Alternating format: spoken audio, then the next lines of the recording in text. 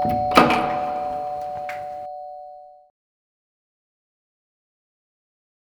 রে বাবা, তুই এই বাসায়? মা আমি মাদ্রাসা থেকে পলাই আইছি। কি বলস? মাদ্রাসা থেকে পলাইছস? মাদ্রাসা থেকে পলাইছস কেন? মা মাদ্রাসায় পড়া বাড়ি নাই, হুজুরে মারছিল, এর লেগে মাদ্রাসাতে পলাই আই পড়ছি। তুই এরা কোনো কাজ করছস? মাদ্রাসা থেকে পলাই তুই এই বাসায় কি লেগাইছস কত? তুই জানোস না এই বাসায় তোর আসা নিষেধ? এই বাসার লোকজন যদি এখন তোর এই বাসায় দেখে তাহলে তোর শান্তি করবো, চিল্লাচিল্লি করবো রে বাবা। তুই মাদ্রাসায় ফেরত যা। মা আমি 3 দিন ধরে কিছু খাই না, আমার কিছু খাইতে দাও, আমি খাইয়াই বাসা থেকে চলে যাবো। কি বলস? 3 দিন ধরে কিছু খাস নাই? খাস না?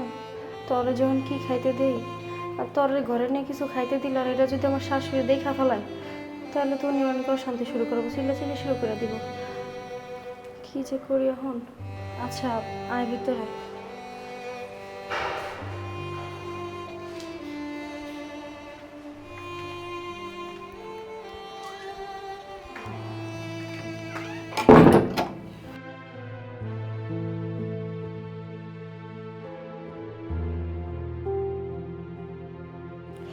তুই বয়, আমি তোর লেগে খাওয়া লই আইতেছি। বয়। আচ্ছা।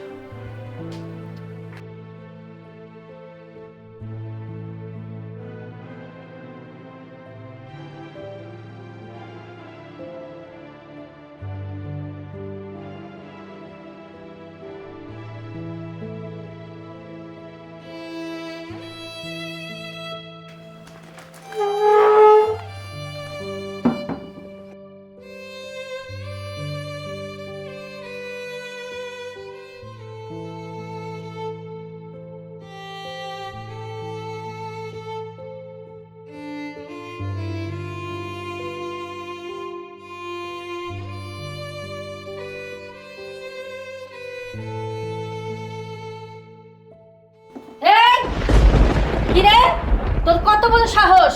তোর এতিম পোলার আইন না বাসার মধ্যে বসে বসে ভাত খাওয়াইতেছস? আম্মা, ও 3 দিন ধরে না খেয়ে রইছে, মাদ্রাসা থেকে পলাই আইছে, খিদার যন্ত্রণা সহ্য করতে না পারে এই বাসায় আইছে। ওরে ভাত কটা খাইতে দেন আম্মা, খাইয়েই চলে যাব। খাক চাই না খাক, তোর পোলা না খায় মরে যাক, তাতে আমাকে কি? এই আমার বাড়ি বাড়তি মাং না, সবাই বিলাই বিলাই খাওয়ামু। কি ব্যাপার মা, কি হইছে? কি হইছে?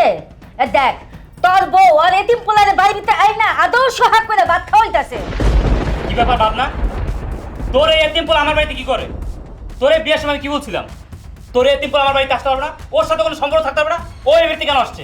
দেখো, আমার ছেলে তো এই বাসায় আসেও না, এই বাসায় থাকেও না, তোমাদেরটা খায়ও না।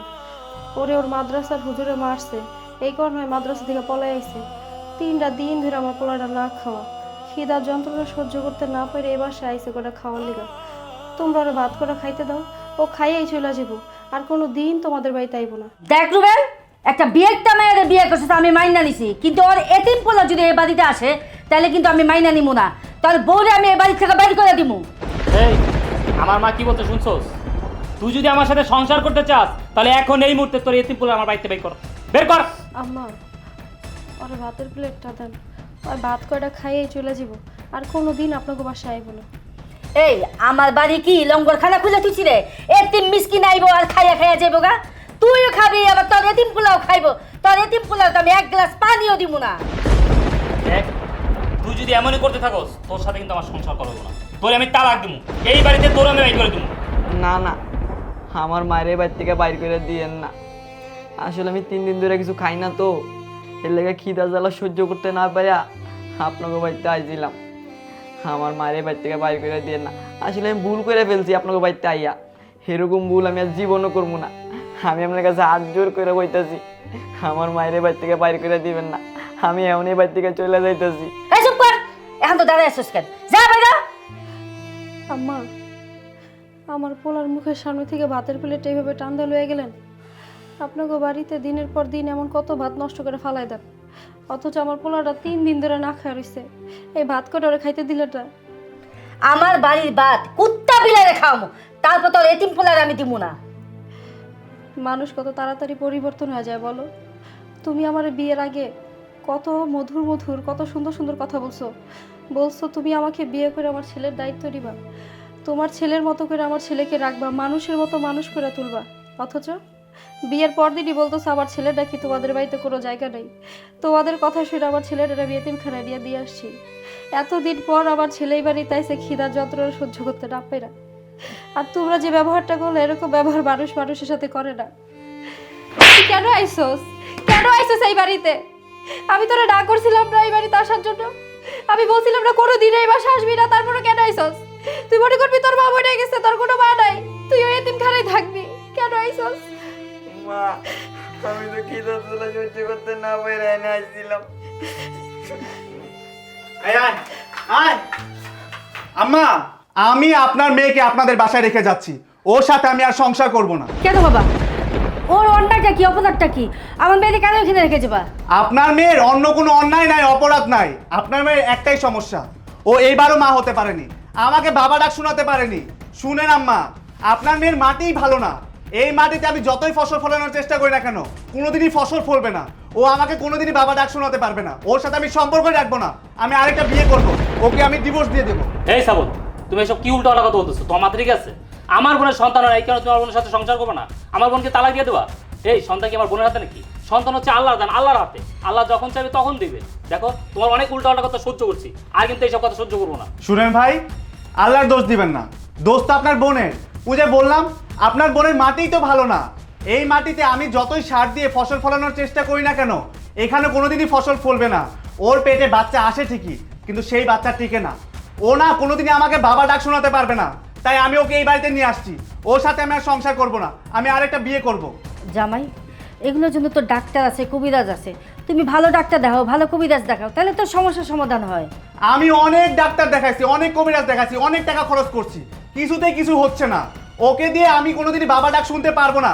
তাই আমি ওকে এখানে নিয়ে আসছি, আমি ওকে এখানে রেখে চলে যাচ্ছি। আমি আরেকটা বিয়ে করব, বলে গেলাম। কিরে, এই বজ্জত বলে এখনো যায় না কি লেগা? এই যা, বাড়ি থেকে বাইরে। আম্মা, এটা কে? আরে জামাই, তুমি জানো না? এর আগের গদের পোলা দেয় না, এই গদের মধ্যে বসা বসা ভাত খাওয়াইতেছে। হয়েছে তো আম্মা, অনেক তো কইছেন। আমার পোলাটা 3 দিন ধরে না খেয়ে রয়েছে, এই কথাটা কোয়ার পরেও এই ভাত কটা খাইতে দিলেন না।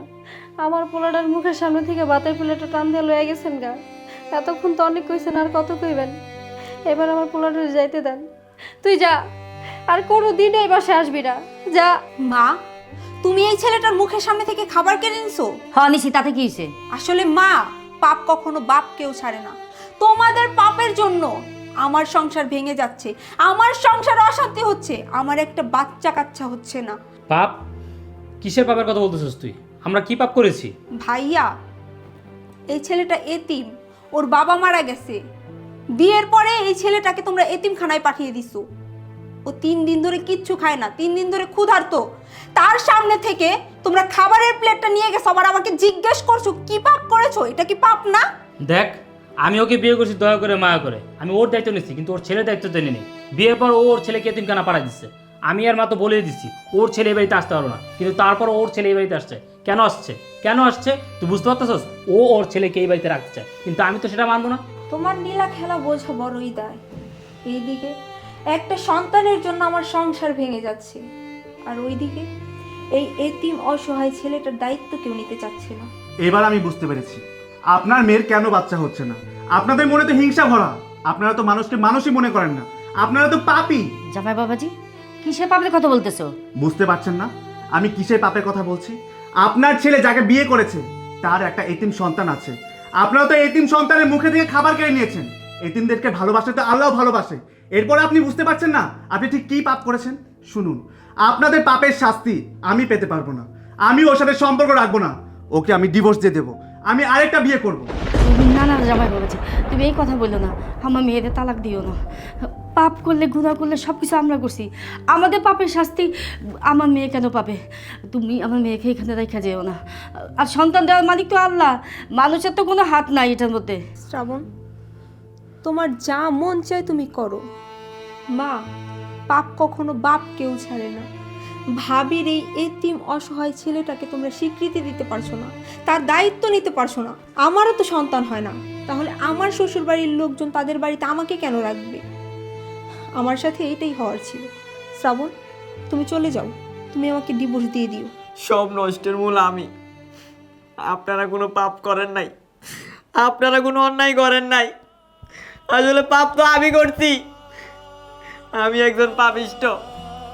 আমি যদি পাপিষ্ট না হইতাম, তা নইলে কেন ছোটবেলা আমার বাবা মারা যাইব, কেন আমার মা আরেকটা বিয়ে করব, কেন আমাকে এতিমখানায় বড় হইতে হইব, কেন দিনের পর দিন আমাকে না গায়ে থাকতে হইব, এই দুমুঠো ভাতের জন্য কেন এত কথা শুনতে হইব?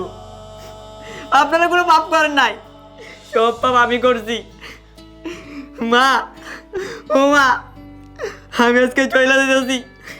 আমি তোমার কথা দিতেছি, কোনোদিনও তোমার এই সুখের সংসার আইসা আমি আর অশান্তি করবো না। কোনোদিন আইসা আমি অশান্তি করবো না। এতদিন তো ভাবছি আমার বাবা মারা গেছে, আজকে থেকে ভাইবা নেমু আমার মা মারা গেছে। এই দুনিয়াতে আমার আর কেউ নাই, কেউ নাই। আপনার ঘরে সবার সামনে আমি কইতাছি, আপনাদের সবার সামনে আমি কইতাছি, আমি আর এই বাড়িতে আমু না। মা, আমি চইলা যাইতাছি, তুমিও ভাইবা নিও, তোমার কোনো বলা নাই। আমি যাই গেইতাছি। না, তুমি কোনো জায়গা যাও না বৌমা। আসলে আমরা গুনাহগার পাপী বান্দা, তোমার সাথে অনেক অন্যায় করছি, তুমি আমাদের মাফ করে দাও। তোমার এই ছেলে আজকে থেকে এই বাড়ির সন্তান, ও আমার নাতি। হ্যাঁ ভাবনা, আমার মা ঠিকই বলেছে। বিয়ের সময় আমি তোমাকে বলেছিলাম তোমার এই ছেলে আমাদের বাড়িতে আসতে পারবে না, আমি ওর কোনো দায়িত্ব নিতে পারবো না, শর্ত দিয়েছিলাম। কিন্তু আমি সেই শর্ত উঠিয়ে নিচ্ছি। আমি এখন বলতেছি ও এখন থেকে এই বাড়িতে থাকবে, ওর সমস্ত দায়িত্ব আমি পালন করবো, ওর যত লেখাপড়ার খরচ সব আমি নেবো। ও এই বাড়িতেই থাকবে, এই বাড়ির ছেলে হয়েই থাকবে। আম্মা, রুবেল, তুমি সত্যি কথা বলতেছো? তুমি আমার এই এতিম অসহায় পোলাটার দায়িত্ব নিবা? তুমি ওর বাবা হবা? হ্যাঁ ভাবনা, আমি কথা দিলাম, আজকে থেকে ও আমার ছেলে, আমি ওর বাবা, ওর সমস্ত দায়িত্ব আমি নিলাম। ভেবেছিলাম আমি নেহাকে এই বাসায় রেখে যাব, ওর সাথে আমি আর সম্পর্ক রাখবো না, ওর সাথে সংসার করব না। কিন্তু আপনারা যেহেতু আপনাদের ভুলটা বুঝতে পেরেছেন, আমিও আমার সিদ্ধান্ত পরিবর্তন করলাম। হ্যাঁ মানছি, আমি যদি আরেকটা বিয়ে করতাম, সেই করে যদি সন্তান না হয়, আসলে সন্তান হওয়া বা না হওয়া আল্লাহর হাতে।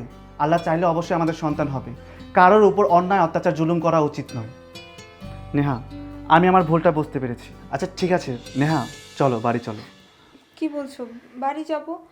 তোমার মা বাবা তো আমাকে বলছে বাড়িতে না যাইতে। চিন্তা করো না, মা বাবাকে আমি ম্যানেজ করবো। আচ্ছা চলো। জামাই বাবাজি, আজকে যখন আসছো, আজকে দিনটা থাকো, খাওয়া দাওয়া করে তারপরে যেও। হ্যাঁ শ্রাবণ, যেহেতু আমরা চলে আসছি তাহলে আজকের দিনটা আমরা থেকেই যাই। আচ্ছা ঠিক আছে।